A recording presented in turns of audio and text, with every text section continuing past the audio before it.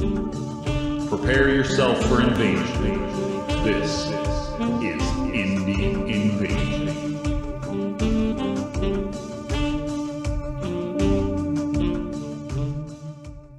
Man, close again. I know, right? Got a little bit of the music and everything. Little bit. What's happening, invaders? It is time for another episode of Indie Invasion Shorts. Is it Thursday already? It's Thursday already. You know what? This has been a long week for me. This is my week where I don't get a day off, so I work Monday through Saturday, and by the end of the week, I'm dragging. I was dragging today. So Well, don't go postal. What's up, Tonio and Alder? Good morning, Alder. Don't go postal. Good morning, Alder. Alder says, Yeah, nope, it's Friday. Okay, Yeah. That's fair. That's fair. It is Friday. That's true. So I did notice that Alder finally got around to being able to get some paint down here recently. He finished his Tesla for Twisted. Looked great, my friend. Looked great. What's up, Spaz? Got people joining in, so that's awesome. And yeah, so it's Thursday already. It kind of snuck up on me this week. Yeah, I mean, we're starting to get into the summer hours where you're doing stuff and that sun's out longer and you forget, oh, it's 8 o'clock. That's right. That's right. Oh, look, there's Clem over on the Twitch. The Twitch. All right. So, what have you been working on, my friend? Well, still going strong with the Don't Look Back. Good. That's good. You shouldn't look back. I mean, I been doing a little bit more like hobby nights, just hour here and there. Yeah. Sometimes I have been broadcasting a couple of them on Twitch, and last Saturday we had stuff, so that's kind of motivated me to keep working on stuff. And I've almost got the core set done. I've been recently giving them their wash, so then I'll just have to do a dry brush. And I finally decided what I wanted to do with the Psycho Killer. I gave him a green jumpsuit. Okay. So still got to do a little bit more work because I want to make it a little bit more dirtier and greasier and, that kind of stuff. Yeah. So that's what I've been doing. Todd said he was there when the wash happened and it was epic. Well, thank you, Todd, for joining me. Todd was keeping me company. Epic wash. There you go. I've been working on a lot of my Etsy miniatures, the resin ones that I got. I finished up an Egyptian, a couple of Bastet for my Scions Egyptian theme thing going on over here. And then I got a couple more things, my little robots I've been posting pictures of. Been working on a lot of Deep Wars stuff because I got a lot of well, first of all, it's because there are no Twisted models that I don't have. So I have no Twisted models to paint. So my three favorite games are Twisted, The Drowned Earth, and Deep Wars and Shadow Sea. So I own all of the Twisted models. I own all of the Drowned Earth models, and they're all painted for both of them. And my Deep Wars Shadow Sea ones are the only ones I don't have everything painted for. So that's where I am. What's happening? You're kind of waiting for this Kickstarter, right? I am. I'm waiting for the Chronicles of Yulaya because there won't be a ton of Drowned Earth minis to paint from that, but whenever you're painting your models, that's kind of when you're really into the game because stuff Stuff progresses. You're putting it on the table from built to primed to painted. So there's this progression you're doing that helps you stay real focused on the game. That's why I think releases really keep the ball rolling for a game. So you have new stuff coming out. But it's also why I like adding stuff to games that already exist, because then I can just keep painting for it and keep the motivation going. But so that's what I've been mostly working on. But I built this today and I'm super excited. The unofficial Indie Invasion turn tracker. That's down here, turn tracker / victory point tracker with the sweet Indie Invasion stickers and Indie Invasion dice. That's right. So I was pretty happy about that one. That was fun to build today. So that's what I did. And I'm waiting for parts for my, or not parts, but more filament for my printer so that I can get back to work on the Zilvern Skyhold. It was a Kickstarter, but I late pledged it and got all the stuff. Oh, okay. So it's all steampunky, like floating city kind of thing. So that's cool. I'm building a board for that one. What are you going to use that stuff for? Come on. Twisted. Twisted, of course. Spaz says that it looks like a Monpok health tracker. Oh, well, I mean, it does, but it's about 3 times the size. I mean, if I play Monpok, I can use it. So when Eric moves down here and we play Monpok, I'll use it. Mm-hmm. So, but it's just generic. It's for any game. I'm hoping to maybe record something tomorrow night because I just set up my board for my first mission for County Road Z. I kept saying Country Road Z the last week. It's County Road Z. And I got my first board set up for that. So I might try to record that. We'll see what happens. That'd be cool. And you should have your you got a hardcover, right? No, I got a soft cover initially, but I'll probably pick up a hardcover. So speaking of travels, is ReaperCon going to be a thing? I don't know. I mean, they're going to have it whether we're there or not, which really doesn't make any sense to me. I mean, is it even worth having if we're not there? Well, they probably won't make as much money. Yeah, they won't make as much money off of us. That's what they're saying. Oh, look, Matt ordered the book too. Good for you. My cards shipped too. So the Jordan has some facility cards which help you track the upgrades to whatever your home base is. Okay. And just to kind of help you keep track of it. So I went ahead and ordered those too, just because, as everyone knows, we like all the little doodahs. Yeah, it's almost nice to have all the things for the game just to make that gameplay easier instead of copying and printing or maybe just jotting stuff down in a notebook. Easier that way. I think you don't have to fuss around. Less fiddly. I agree. So this one, I think we're going to be mostly in your ballpark today because you're the professional artist. Yeah, you're the pro. Clem says it's the bells and whistles that does it. That's right. It is. There's a bell right there. There's a bell. Now we need a whistle. Thanks a lot. Thanks a lot, Todd. Tim jumped in here too. Hey, Tim, welcome, sir. Welcome. Shall we jump in?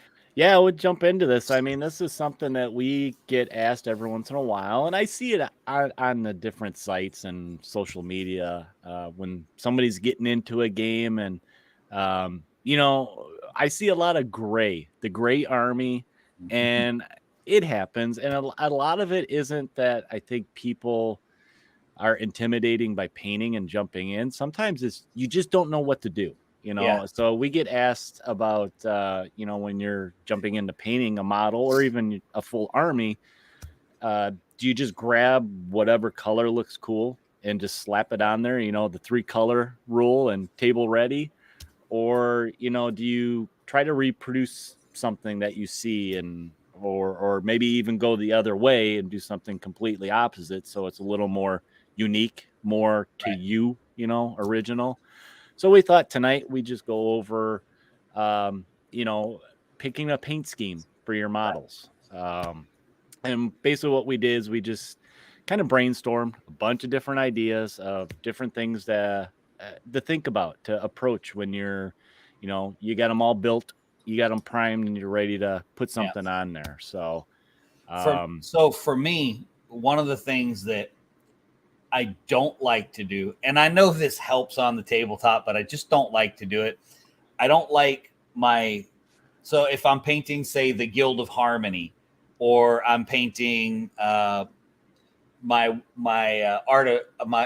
bondsman faction in the Drowned Earth, and I just can't bring myself to do a color scheme for them. Because to me, in the skirmish games, it's like you got 5 dudes. And if you paint them all in the color scheme, all I can picture in my mind is those 5 lethal killers, especially for the bondsmen. If you know anything about the Drowned Earth, they're like the slavers of Yulia, right? So they're nasty dudes. And I can just see them getting ready to go out and gather some slaves. And they're all standing around in their hideout, picking out matching clothes. And I just can't wrap my mind around that these tough guys are standing there and they're picking matching outfits. So I just always paint them unique. I totally get the reason for that because, then you have some symmetry on the board and they look cohesive and everything. But that's the one place my mind goes every time is I can see my little skirmish warband getting together in their hideout, picking out their clothes together. You gotta be a matching band, man, right? Yeah, no, man. Like the Jacksons. No, man. Maybe like Kiss. If you paint them like Kiss, okay. But I just can't do it. I have to paint them individually. I have a really hard time doing them themed like that. Not this one, like Clem says, yellow spandex. Yellow spandex. It is, man. I'll paint my Wolverine with yellow spandex. Hey, it worked for Hulk Hogan for how many years, and even Randy Savage. So that's right. So now see, Tim points this out too, and this is what I'm talking about. He likes having common themes or colors in his teams, and a lot of people like that, and it looks great. I'll tell you some of the best models that I think look great that way is if you go on GCT Studios website for Bushido. Okay. Their themed groups, just because of the colors, they look amazing. Amazing. So, but that's me. That's how I like to paint, and that's how I like to keep my guys painted up. But anyway. I don't know if I have one particular way. I kind of am all over because I experiment with different techniques. Sometimes I do like to have some kind of grouping, where they match, not so it doesn't look like it's random models put together. So a lot of times I may have them look completely different, but I may pick 1 or 2 colors that run through the whole group, Right. Not the same pants, but I use, say, red. I'll use red in a lot, maybe a red bandana, a shirt, or something. Right. So I like to repeat those colors a lot. Tim said, "Street gangs color coordinate. Why couldn't space gangs?" That's a very good point. It just doesn't work for me. I play a post-apocalyptic game. I'm like, what did they do? Raid a Walmart together, and there was only one style of shirt left that nobody else took? Technically, if it's an apocalypse, there's not washing machines, so all their clothes are brown. Going to look the same. Everything's brown. It's dirty. No, my shirt's white. No, it's brown. No, it's white. They're all going to have the same sweat marks. It's just dirty. So I think one of the ways, one of the easiest ways to look at this is to take inspiration from stock studio picks. Of a certain model or the group. It could be from the rule book, box art, something else, maybe online. And then, studio paint jobs, I think, is a good place to start with this. I do too. You can get an idea of basically what is there first of all that you have to paint, because sometimes you can't really see all those details until you start. So sometimes it's easier if you kind of have that idea, something planned out, instead of just saying, okay, I'm going to start with this color, see where it goes. Well, I like so I don't paint after the box art, and that's just because I don't want to, but I think I love that that companies put the painted models up and they have them on the boxes and everything, so that you can, if that's what you want to do. Because I know a lot of people like to do that. A lot of people like to have it look just like the box art or just like the book art. Maybe drew you into the game. Is that looks cool? Yeah, absolutely. So I think it's a wonderful thing to have that as a tool to be able to look at and go, especially if you're new to painting and you're like, I don't even know where to begin. Where do I begin? And again, love or hate GW, but I think they're still doing it on the back of their boxes where they've got the colors that they used to paint them too. So what a really great starting point that is, I think. Tim said, all right, and I think this should be a challenge for all of us. This is the Indie Invasion Challenge. Tim has never seen a model with sweat stains painted on it. So he's going to try it. I think we should all try. Yep. It's coming now. We probably all have a post-apocalyptic. We need to see all those posted in the Discord. That's right. Sweat stains, baby. Clem makes a good point too. GW chapters are a must follow. Yeah, and they got books full of that stuff of very basic, maybe not even a model, but like a drawing. So they kind of have this, what the uniform looks like. Yes. And that's cool.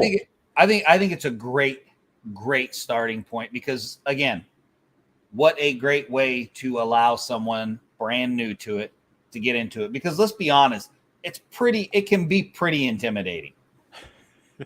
Wife beater with sweat stains. I like that. That sounds like somebody that needs to be in either County Road Z, Last Days Zombie Apocalypse. That guy needs to be in one of those games. And I am just setting up for County Road Z. I will probably lose someone in my crew. So the next guy is definitely, I might even have him. I think I have the model.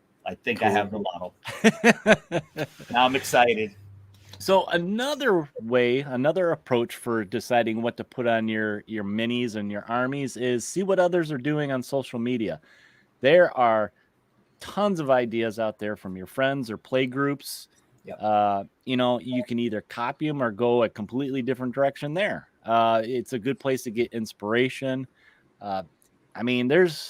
You go on Facebook, there's so many groups, fan groups for games out there. It's ridiculous. And if that wasn't enough, go on Instagram, hashtag whatever, or just even Google search. If you Google search, you can just look at all images like crazy. I think one of the great things about those platforms for that, when you're looking on social media, I think we can all agree that Facebook can be pretty toxic with a lot of stuff. Yeah, but sometimes, But for the most part, and I'm sure everybody in here that's in Facebook has experienced in the game groups, I don't think you see that very often. And when you see that person who's a really good painter who does inspire you, I don't think I've ever seen them asked a question where they weren't happy to elaborate and help somebody out. Hey, these are the steps that you take. This is what you do. This is how. So it's also such a great platform to, say, hey, how did you do that? Or what color is that? That looks so cool. And actually, I have a new favorite painter lately in the Twisted group. I know which one you're talking about because that stuff's amazing. Right. Her name is Erica. I'm not going to try to pronounce the rest of her name. But I can't even describe it. If you're not in the Twisted group, go over and check it out. Or you can go to the Twisted main Facebook page because I shared it over there too. And the paintings are just, there's something about them. The colors are real muted. Mm-hmm. But they're amazing. And YouTube, how to get that look you like. Yeah, absolutely. A lot on YouTube. There's so many painters on YouTube that have their, I don't want to say a how-to, but more of a, this is how I did it type of videos. Right. And I think I like the ones where someone sits down and just paints more than I do the actual instructional where they're painting, but they tell you what they're doing. Yeah. Instead of like a class of painting, but that's just for me too. And Tim and Alder are talking about the tiny detail, how that box art helps. He says on the Twisted minis, they're so small with your bad eyes. It's handy to see what they are. Yeah. It's a good reference for sure. Yeah. Sometimes I can't even see it in the picture for the box art. So I'm just like, that looks like it should be gold. It's steampunk. It should be gold or bronze. I don't know what it is, but it should probably be gold or bronze or copper. Well, speaking of steampunk, a theme idea. A theme idea is a good way to go. You try to do a color paint scheme based on something else. So, for example, cartoon or a comic. Maybe you got some models that may not be exactly this, but you want to paint the Scooby Gang.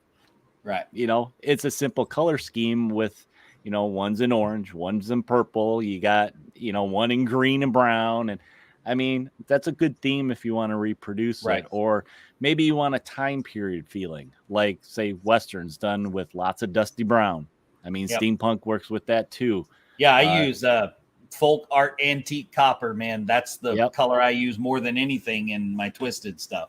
Or maybe you want to go for that 80s feeling. So you do the bright neon, you know, fluorescent colors, or, you know, maybe you want something kind of subdued, grim dark. So you do lots of blues and purples and stuff like that. So kind of to get a feeling or reproduce, you know, something that from somewhere else. So yeah, that overall theme that you're trying to create. Yeah, I get that. I like that. I like themed stuff.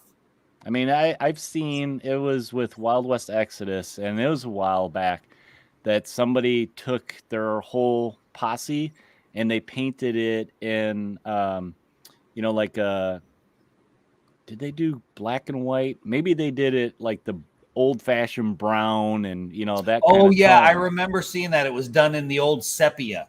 Yeah, and then the only color they had was red. They had bright red for different stuff, and I thought that it was for the really RJ neat. glow, for the RJ 1027 glow. That's what it was for. So I thought that was cool. I always wanted to do something like that, but I don't know. I never did. Look, Tim said, I wanted to paint a Space Marine army inspired by Striper, but that was way too much work. Right? That's too much yellow, man. That is so much yellow. You'd see that on the table. Oh, you would see it, but that's so much yellow. Now, I've seen somebody do a chapter of Space Marines like the Ghostbusters. So they had the gray jumpsuits, and then they painted one of the Rhino tanks to all the white and with the checker on it and stuff. It was pretty cool looking. That would be cool. Yeah, exactly. So that's getting that theme. Now somebody needs to do a Scooby-Doo Space Marine army with those meddling kids. Have like a whole Velma squad, whole Fred squad. With their ascots. That's right. Somebody needs to do that. Not me, because I'm not doing it, but somebody needs to do that. All right. So our next one. Now, maybe you have your go-to favorite colors. What's your favorite color, Mac? That my favorite color is green. That's my favorite color. But do you use a lot of green when you paint? No, I think I use a good bit of blue. Blue. I just like the way blue looks on the table. And I use a fair bit of purple. Oh, Tonio just said purple. Yeah, and I use a fair bit of purple. I've actually really been branching out from that because so Alan, who owns Discover Games, go look at his website and buy stuff there. He has a painter that does his stuff, and his name is Bob. And Bob's style, I love it because he uses so many bright colors, like things that you would look at and you would just think, oh, it's gonna be grim dark. Well, he'll put these super bright colors on them, and instead of what your mind normally thinks, where you'd be like, well, that's just gonna look stupid with bright colors on it. And it doesn't. It looks fantastic, and I just really love the bright colors. So I like warm colors, like you're saying, the bright ones. But sometimes I like using the cool colors, depending on what it is. Maybe I want that kind of that evil look or sinister or something, you know, type of feeling with the squad. Do you get your cool colors out? Do you keep them in the refrigerator? Yes. Yeah. I don't know what you're talking about. Cool. But basically, I tend to one of my favorite colors is red, and I do use red a lot overall. Maybe even it's just a little bit, something tiny but it's gonna be on there. But I use a lot of blues in my minis. That's my other favorite color. I think I use blue more than the red because sometimes red is just too bright. I tend to paint kind of the darker tones. I like that darker look. My blues are like lean towards turquoise and even more towards the green, where you start getting to like a sea foam. Okay. The more of the brighter blues. Yeah. I really like those. I like to use them, especially for glow. Yeah. I like the way that glow looks. So I use all the dark colors, the blues, almost purplish. Purplish? Purplish? Yeah. Is that a was new color? word. I just who made makes a new word. purplish? I need to know who makes purplish. That sounds like a good color. If GW can name what they name their paints, That's right. Then you can call it purplish. I can call it that. Yep, that's right. So yeah, I tend to use, those same colors, and there's nothing wrong with that if you like a favorite color, because like we mentioned earlier, it kind of ties the individual models together, makes them look more like a group. Yes. So that's something that will work. Clem says Bob Ross, happy accidents. Yep. There's Bob right here. There's Bob. Wait, where he's right on his Mac shoulder there. Ross. It's Bob Ross. It's Bob Ross. Okay, so we got a couple more. We got, maybe you want to, like I mentioned before, I like trying different paint styles. Yep. So maybe you want to do monochromatic, or basically black and white. Right. Or you want to or do the from sepia, dark to light. Or the sepia. I did a whole bunch of monochromatic. I was looking at all of the zombies I had for Zombicide, and I was like, there's so many of them. It's easier to do that, right? I went for the the graphic novel black and white. Okay. So basically, to get through everything, I primed everything black, dry brushed bone, and then highlighted white and put red for the blood, like the guy in the Wild West Exodus group did with the red for the stark contrast, the pop, and that's it. They're done. And every single one of them is painted. Yes. I think I did that with the old Skellies back in the GW days. Yeah. Easiest way. You just prime them, do a couple coats of this, dry brush, done. That's right. So I thought another paint style would be metallic versus fake metallic, right? So the non-metallic metal. Non-metallic metal. I haven't tried that. That's tough. I've tried it, and I'm like, okay, as the older I've gotten, the less patient I've gotten. So you don't want to learn anything new. I'm like, just give me the metallic paint. Right. This bottle says metallic on it. That means it's metallic. I don't need to make it metal because when it's not metal. Oh, look, Tyler popped in, posted his recent finished projects in the Discord. Cool, I'll have to check that out afterwards. We'll have to check those out. And then for those really inspired painters that are younger than me, wet blend or glazing layers. So we're talking layer after layer after layer after layer. Now, I do that, and I learned to do that. I don't do it on everything. I do it on very few things, actually. But I learned to do that from Eric Luchard, who created Deep Wars and Shadowsea. And in the back of the Deep Wars rulebook, he has, he paints everything. He just glazes and glazes and glazes. And his stuff looks amazing. So all of my large fish that I do for Deep Wars, I use glazes and inks and glazes and washes and inks and glazes. Yeah, you just do all and wet blending.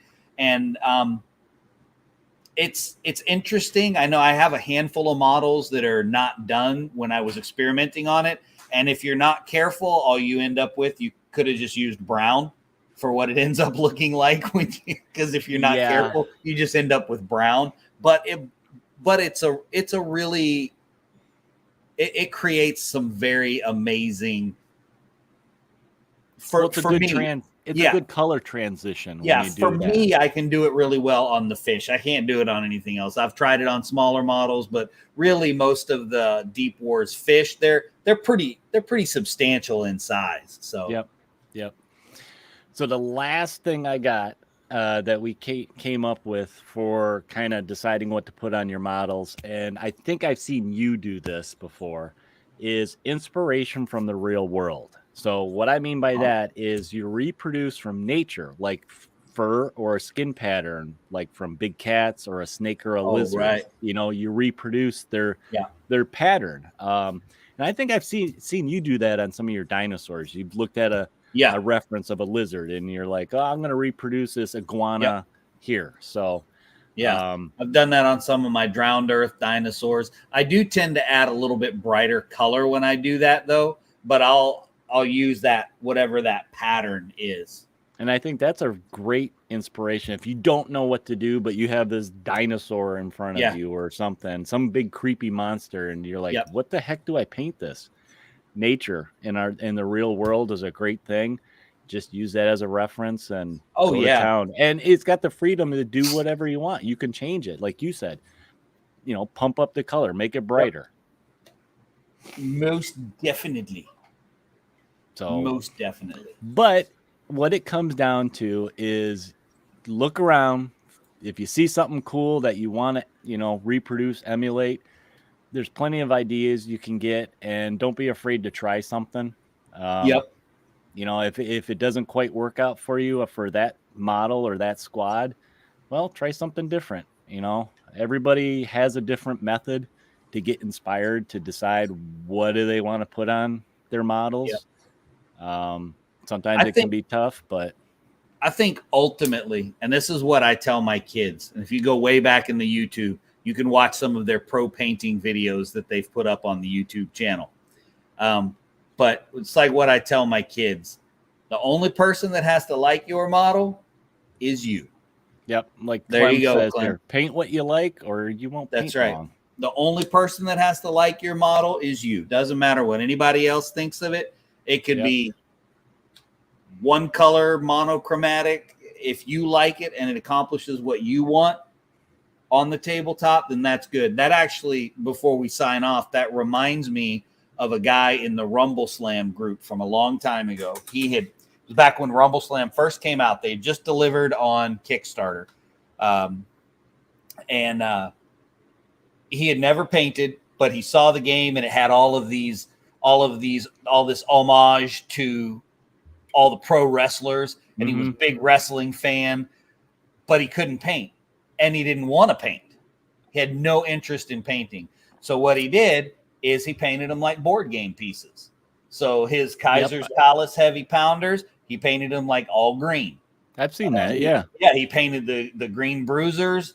I might have that backwards. Probably painted the green bruisers green and the heavy pounders blue. So he just painted them like board game pieces and he was happy with it. And it was one color and he put them on the table and played. Yep. I mean, you can't ask for anything more than that, right? Got one last comment here that I think is a good idea from Tim. He said sports uniforms could be a good inspiration for color combinations. Very true. They're designed by professionals that color coordinate and all that stuff. Well, now come on now. Some of those color combinations, you're like, what? You're saying the Cleveland Browns uniforms aren't sharp?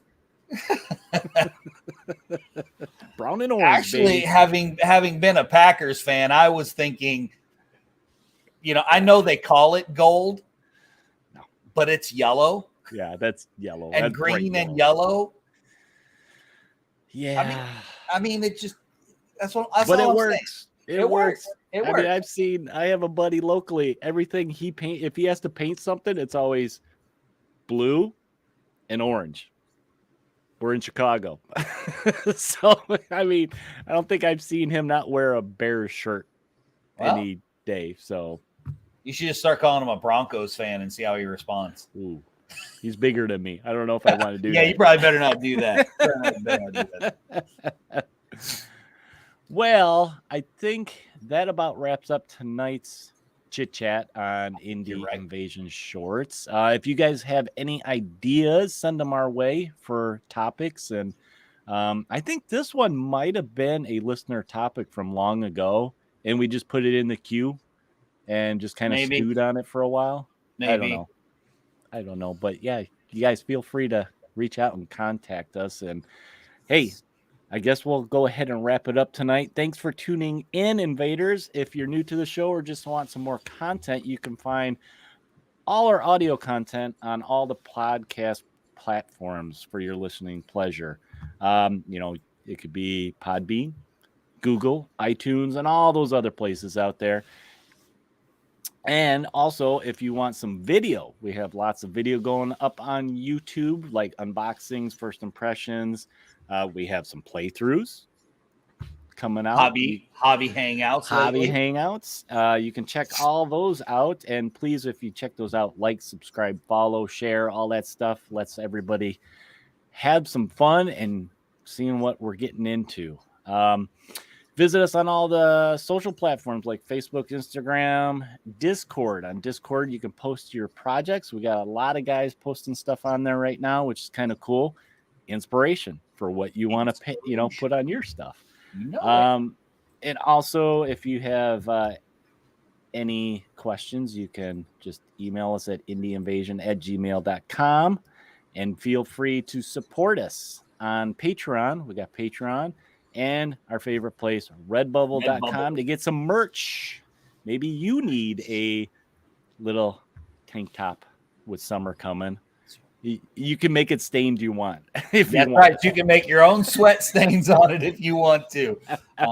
Real quick, Clem, I will try and remember to add Rumble back into the feed. I know it's gotten a lot more people on it than when we first started, and we weren't getting any kind of feedback from it. Yeah. So I will try and remember to put that back into the circle of links. Posting. Yeah, links and throwing stuff up. Yeah. And I mean, we have been doing a little bit more on Twitch. So if you guys would, please go there and check us out. We're starting to do some just more hobby hangouts there. Of course, we're sharing it on Facebook if you guys are on Facebook, and sometimes on YouTube. So we try to hit them all. I know a lot of you guys use all of them, but I know some people don't. So, and everyone has their favorites. Yep. My favorite is StreamYard. But guys, until next week, we will talk to you later and prepare for the invasion.